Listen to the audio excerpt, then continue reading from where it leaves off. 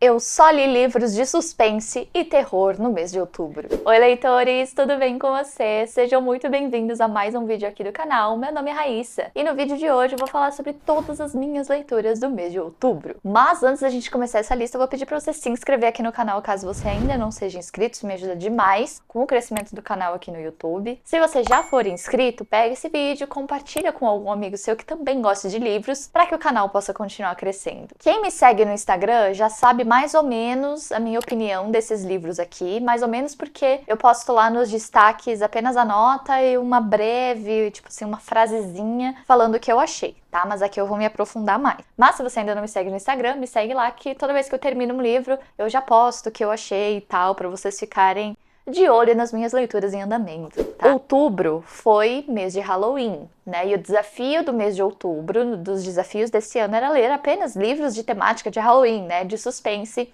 e terror. Fiz um vídeo também em outubro com a minha TBR, os livros que eu pretendia ler em outubro. Segui a TBR toda? Não. Que novidade, né? Mas eu segui a maioria. Eu acho que só saiu um livro da TBR pra eu colocar o outro que eu acabei encaixando. Então a minha TBR não foi tão porcamente feita assim não, tá? Que a maioria dos livros que eu falei que eu iria ler, eu li. Mas antes da gente falar dos livros com temática de Halloween, eu vou falar primeiro de um livro de não ficção que eu li, que não tem nada a ver com Halloween, que foi um livro que eu usei pra estudar. E eu tô falando do Design do Dia a Dia, do Donald Norman. Este livro aqui, eu tava com vontade de ler ele faz tempo, ele tá no Kindle Unlimited, e ele vai falar sobre psicologia do design. Pra você que não sabe, pra você que é novo por aqui, eu sou arquiteta e urbanista. Eu tô tentando, vou dizer tentando, porque, né, falar que eu tô lendo é mentira. Mas eu tô tentando ler pelo menos um livro de não ficção por mês, né? Pra não ficar enferrujada, pra continuar sempre estudando, me atualizando e tudo mais. E o livro que eu escolhi, então, no mês de outubro, pra ser o livro de não ficção, foi esse aí. Ele vai falar de psicologia do design. Eu gostei da escrita do Donald, porque é uma escrita que parece que você tá com ele num café conversando, sabe? Não parece que é um livro didático, que tá tentando te ensinar alguma coisa. Ele traz vários exemplos, então é bem legal. Ele vai falar dos princípios básicos para um bom design, principalmente design de produtos móveis e objetos, tá? Num geral. Mas eu tive alguns probleminhas com esse livro também, porque ele é um livro muito pequeno, ele tem, eu acho que umas 300 páginas, e eu demorei muito pra ler esse livro. Tipo assim, muito mesmo, muito mais do que eu levaria pra ler algum outro livro, mesmo de não ficção, de outro assunto, sabe? Não sei o que aconteceu, talvez tenha sido um momento. Eu notei que uma coisa que me incomodou um pouco foi os capítulos serem muito curtos, por incrível que pareça também. Eu geralmente gosto de capítulos curtos, que vão direto ao ponto, mas aqui parecia que quando eu engrenava no assunto, ele ia lá e cortava o capítulo e mudava de assunto, ou dava um exemplo, então eu senti falta dessa fluidez, sabe? Não me deixando fluir, eu não conseguia sentar e ler esse livro por muito tempo, sabe? Eu não conseguia fazer isso. Eu li, eu acho que por mais ou menos uma meia hora, eu tinha que parar, ler outra coisa, continuar no dia seguinte. Mas, no geral, foi um livro bem legal, me fez refletir sobre muitas coisas, sobre design. Então eu gostei, a experiência no geral foi boa, apesar de eu ter demorado mais do que eu gostaria para ler esse livro. Eu acabei dando 3,5 estrelas para esse, e eu pretendo ler outros livros do autor, porque eu achei promissor. Agora sim, a gente vai começar a falar de livros de suspense e terror. Eu li, se não me engano, 5 livros de suspense e terror, inclusive, tô até cansada. Neste exato momento, estou cansada de ler livros de suspense e terror. É sempre uma imersão muito grande, né? Então, eu comecei o meu mês com o Manual de Assassinato para Boas Garotas, da Holly Jackson. Exatamente como eu falei que faria na TBR, né? E eu amei esse livro, gente. Eu fiquei presa do começo ao fim. Mas vamos lá, sinopse primeiro, né? Aqui a gente vai ter uma menina, nossa protagonista, ela é estudante do 3º ano do ensino médio, e eles têm um projeto de pesquisa pra fazer. E ela decide falar sobre um caso que aconteceu na cidade dela 5 anos antes. Então, 5 anos antes, naquela pacata cidadezinha, uma menina que na época estava no 3º ano do ensino médio desaparece. Ela fica alguns dias desaparecida até que encontram o corpo do namorado dela da época, com vestígios de sangue e tudo mais dela no carro dele. Então, conclusão da história é que ele provavelmente matou a namorada, depois se matou, pronto, acabou, encerraram as investigações. Só que ela acha que isso aí é um buraco mais embaixo. Ela acha que tem alguma coisa estranha aí. Então, ela vai fuxicar isso.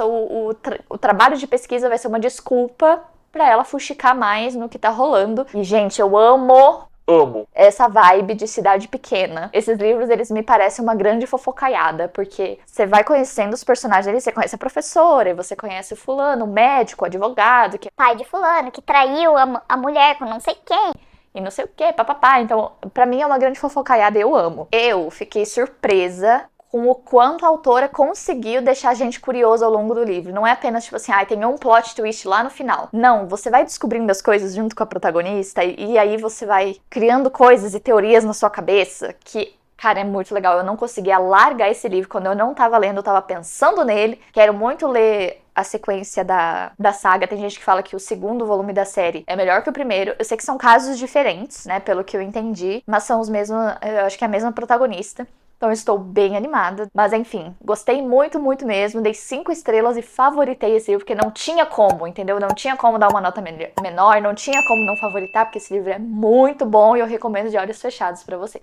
O segundo livro que eu li no mês do Halloween foi A Pena Mágica de Gwendy, do Richard Kismer. Já comentei com vocês, esse livro aqui, ele é o segundo livro de uma trilogia que o Richard escreveu junto com o Stephen King. O primeiro livro, que é A Pequena Caixa de Gwendy, os dois escreveram juntos. O segundo volume foi o Richard que escreveu e o terceiro volume foi o Stephen King. O terceiro volume já está publicado aqui no Brasil. Gente, o que eu digo desse livro? Que ele foi uma continuação que não precisava, porque eu achei que o primeiro livro ele se fecha bem. E aí ele veio com essa continuação aqui, eu gostei mais da continuação que do primeiro livro. Então aqui, cara, a Gwendy, ela tá bem mais velha. Então no A Pequena Caixa de Gwendy, ela é uma criança, uma pré-adolescente. Aqui ela já tem seus 40 anos quase, né? Tá casada, tem a vida dela, enfim, um puto emprego. E aí a gente vai ter de volta essa questão da caixa, a gente vai ter essa pena, continua a figura misteriosa do Senhor de Chapéu. Então, cara, eu curti muito a escrita do Richard. Eu acho que ele escreveu muito bem a questão de dia a dia. Eu achei que ele conseguiu pegar essa essência da Gwendy do primeiro livro e trazer pra ela mesmo adulta. Gostei bastante dos diálogos. Cara, foi um livro muito fluido. Sabe, parecia que eu tinha ligado um episódio de série pra assistir e assistia, né? Então fluía muito bem. Então, cara, a coisa só fluiu. Ele não é um livro incrível do tipo, nossa, tem um mega plot twist.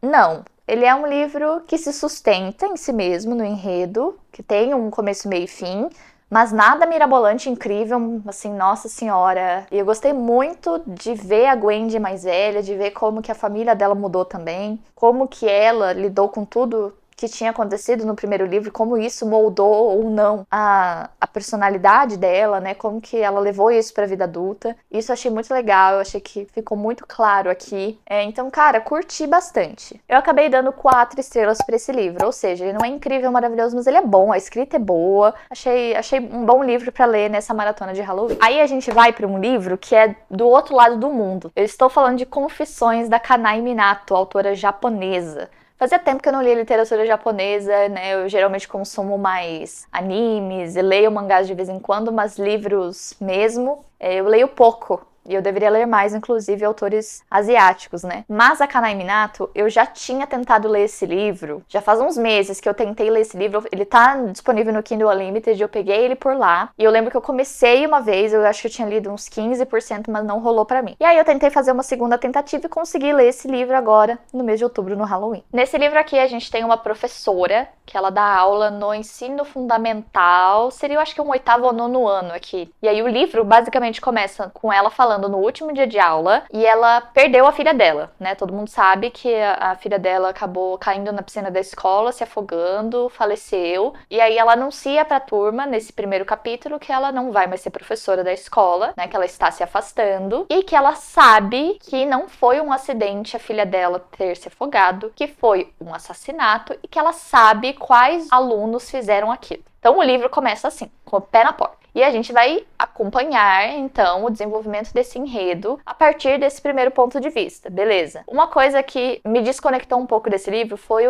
o estilo da escrita. Primeiro, porque o primeiro capítulo, que é dessa professora falando, é o monólogo. É literalmente apenas ela falando. A gente não tem descrição de nada, não tem nada. É só ela falando. O primeiro capítulo, ele é grande. O livro todo, na verdade, é dividido, acho que uns 5 ou 6 capítulos. Então, os capítulos são grandes. E esse primeiro capítulo foi literalmente um monólogo do começo ao fim. Cara, não sei se foi a melhor forma dela começar esse livro, porque, nossa, eu me desconectei, foi difícil vencer esse primeiro capítulo, sabia? Aí nos outros capítulos muda o ponto de vista. A gente vai ter cada capítulo com um ponto de vista de uma pessoa. E aí a gente vai desvendando o que realmente aconteceu com a filha da professora e tudo mais. Então o suspense, ele é bem construído. Tá? E você vai conhecendo muito bem quem tá fazendo parte dessa narrativa toda. Eu fiquei com aquele sentimento de cara, uma terapia resolvia, sabe? E eu não gosto quando um suspense me faz sentir desse jeito. Quando eu fico com essa sensação é porque eu não achei tão crível assim algumas coisas, sabe? Achei o enredo interessante, os plots interessantes, mas eu não amei não, tá? Eu dei 3 estrelas pra esse livro. Achei bom, mas eu me afastei um pouco. Outra coisa que me incomodou muito, que é o jeito como ela trata quem tem AIDS. Eu achei extremamente preconceituoso e problemático a forma que ela aborda o assunto. Problemático quando ela fala de pessoas trans ou pessoas gays também, achei problemático. Isso me incomodou. Não gostei muito, não tenho muito interesse em ler outros livros da autora, infelizmente. Então fica aqui 3 estrelas e já tá ótimo. Aí eu li um livro nacional chamado O Galinheiro, do Amaurício Lopes. Inclusive, eu descobri sem querer e por acaso que o Amaurício Lopes, ele é o mesmo autor de Nova Jaguaruara, que é um livro de terror mais antigo, que eu li acho que um tempinho depois que lançou, e eu adoro e eu recomendo pra todo mundo. Eu não sabia que era o mesmo autor. Eu acho que eu tava no meio da leitura quando eu descobri. Aqui a gente vai ter uma família que eles fazem um ritual, uma família com o pai, a mãe e 3 filhos. Todo ano, numa determinada época do ano, de alguma data comemorativa / feriado / celebração, eles vão na casa de alguma família e roubam uma galinha do galinheiro. Então o livro começa a partir daí. Eles estão se preparando pra ir na casa e roubar a galinha. A filha do meio da família está desaparecida há uns 6 meses. E eles não têm noção do que aconteceu, a menina realmente desapareceu. E o pai, que é pedreiro, ele trabalhou para fazer um serviço na casa do prefeito e do médico da cidade, né? Que é a família mais poderosa da cidade. E ele encontrou lá no jardim / galinheiro, ele achou uma das presilhas de cabelo da filha dele. E ele fica muito encafifado com isso. E aí ele conta pra esposa dele. E eles decidem, então, que eles vão roubar a galinha dessa cidade importante, né? Dessa casa importante, que é do prefeito. E eles vão tentar descobrir alguma coisa lá pra ver se realmente é a presilha da filha deles, se tem alguma coisa esquisita rolando, ou se é coincidência, não é de outra pessoa, enfim. Então a história, ela gira em torno disso. Cara, esse livro é muito legal. Eu fiquei mega presa, mega entretida. Primeiro porque o Amaurício Lopes, ele consegue ter uma escrita que vai trazer muito da regionalidade, vai trazer muito da cultura brasileira. Eu amei isso, eu me senti como se eu estivesse assistindo uma novela, sabe, da Globo. O livro se divide em presente, passado e presente. Então a gente vai ter o momento do presente, a gente vai entender o background de alguns personagens, pra depois voltar pro presente de novo e ver como que a história vai terminar. Eu me cansei um pouquinho na parte do passado. Eu acho que talvez poderia ter sido um pouquinho menorzinho, mas no geral eu fiquei muito presa. Nossa, esse livro ele vai escalonando, assim, porque você começa aqui. E aí a coisa vai crescendo, vai crescendo, vai crescendo, vai crescendo, e quando vê, tá aqui já, sabe? O final é de cair o cu da bunda, tá? Eu só digo isso. Eu dei 4 estrelas pra esse livro também. Teve aquele momentinho que eu me desconectei, né, ali no momento do passado e tal. Mas de resto foi um livro que eu gostei muito. Um livro de muita qualidade nacional, tá? Que tá disponível no Kindle Unlimited, então não percam a oportunidade de ir lá conferir e apoiar a nossa literatura. Então parabéns, Amaurício, você arrasou e continua escrevendo porque tu é foda. E aí nós vamos para o último livro do mês de outubro, que na verdade foi um audiobook, tá? Eu postei recentemente aqui como foi a minha experiência ouvindo o meu primeiro audiobook da vida. Eu vou deixar aqui nos cards pra vocês. E o audiobook que eu ouvi nesse mês de outubro foi Dias Perfeitos, do Rafael Montes. Eu decidi separar nos vídeos, tá? Então no outro vídeo ficou como foi a minha experiência ouvindo um audiobook. E aqui vai ficar a minha opinião de Dias Perfeitos em si. Então aqui a gente tem o Theo, que é o nosso protagonista. Ele é um estudante de medicina. Ele é uma pessoa muito solitária, ele não tem amigos praticamente. Ele mora com a mãe dele, que é cadeirante. Ele vai numa festa com a mãe dele, que a mãe dele obriga ele a ir, e ele conhece a Clarice. A Clarice é uma menina que vai lá, puxa papo, né? Eles conversam um pouquinho. Só que o Theo, ele fica, depois daquela breve interação, obcecado pela Clarice. E quando eu falo obcecado, gente, é obcecado. Ele deu um jeito de encontrar sobrenome, de encontrar o telefone dela, de saber onde ela estuda. Logo no começo do livro fica muito claro que o Theo é uma pessoa problemática, tá? Que ele tem questões, né? E que não vai ser muito forte que se cheire, tá? Então desde o começo a gente tem isso. E aí a coitada da Clarice resolveu interagir na hora errada e ele acabou ficando obcecado por ela. Então ele meio que vai forçar uma interação com ela, como se eles estivessem coincidentemente se encontrando, mas na verdade foi tudo premeditado por ele. E ele vai acabar sequestrando a Clarice, tá? Ele realmente acha que ela gosta dele, que ela retribuiu esse sentimento, quando na verdade não. E o enredo vai girar em torno disso. Como que a Clarice vai sair dessa situação? É uma situação mega delicada. Esse é um livro, gente, angustiante. Tem muitas cenas que eu ficava assim... É vibe jantar secreto, assim, é bem explícito, então gatilhos, tá? Cuidado com os gatilhos. Gosto que o Rafael aprofundou muito no Theo, ele tem uma personalidade muito consistente. Eu senti falta de ter cenas com o ponto de vista da Clarice, porque ele é um livro muito ensimesmado, tá? A gente não tem muitos protagonistas, muitos cenários, a coisa meio que acontece dentro dela mesma ali. E aí eu senti falta de ter um ponto de vista da Clarice pra saber o que tá passando na cabeça dela, né? O que ela tá planejando ou não, como que ela tá se sentindo em relação à situação. Ele é um livro muito bem escrito, bem angustiante, mas que não vai muito além disso. Eu não achei um dos melhores livros do Rafael que eu já li. Eu acabei dando 3,5 estrelas pra ele. Leitores, é isso. Espero que vocês tenham gostado desse vídeo. Se você já leu algum desses livros, comenta aqui embaixo pra gente trocar uma figurinha, trocar opiniões, tá? Não esquece de deixar o seu like pro YouTube entender que esse conteúdo é relevante pra você. E eu gostaria de agradecer a sua atenção até aqui. Muito obrigada. E não se esquece que a gente tem um compromisso marcado com o próximo vídeo aqui do canal, tá bom? Um beijo. Tchau. Agora sim a gente vai começar a falar livros. Estive em terceira pessoa.